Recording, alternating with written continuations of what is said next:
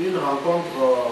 Dans un échange avec la presse ce mercredi 27 novembre, la Ligue congolaise pour la paix, les droits de l'homme et les élections, l'ICOPADEL, a livré sa position sur la demande de levée des sanctions de l'Union européenne et des États-Unis d'Amérique qui pèsent sur quelques dignitaires sous le mandat du président Joseph Kabila. Pour cette structure de la société civile, il est hors de question que celle-ci soit levée. Lever les sanctions sans aucune garantie de justice de la part des autorités congolaises démontre un très mauvais signal et contribue à encourager l'impunité car toute personnalité visée par ces sanctions se verrait aussi déchargée de toutes les accusations à leur encontre. 2.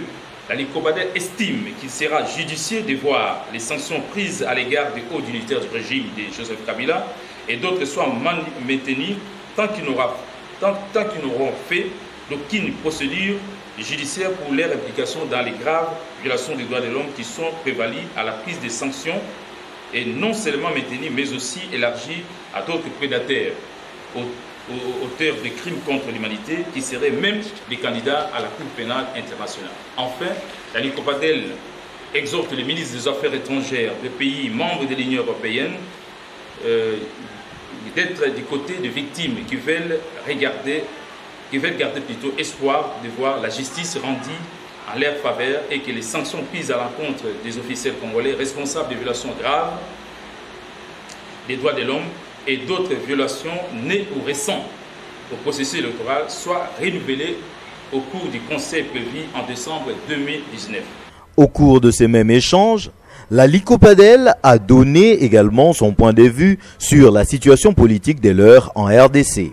L'insécurité généralisée, pas d'équilibre au sein des institutions, dysfonctionnement de celles-ci, la gratuité de l'enseignement qui peine à être effective, les relations entre le FCC et le CACH, pas toujours au beau fixe, d'où ces recommandations. Ou changer cet état des choses qui bloque le bon fonctionnement des institutions et surtout le développement de la République démocratique du Congo et de rendre les pouvoirs effectifs entre les mains du chef de l'État, la LICOPADEL recommande comme solution politique 1. L'organisation des élections anticipées, notamment les élections législatives et provinciales. 2. Renforcement des éléments de la FARDC à l'est de la République démocratique du Congo pour mettre fin à l'insécurité. 3. À la MONUSCO d'accompagner les éléments de la FARDC sur le terrain pendant les opérations au lieu de rester des simples observateurs. 4. Au service de sécurité d'être efficace sur le terrain en exploitant bien les informations avec professionnalisme. Et 5.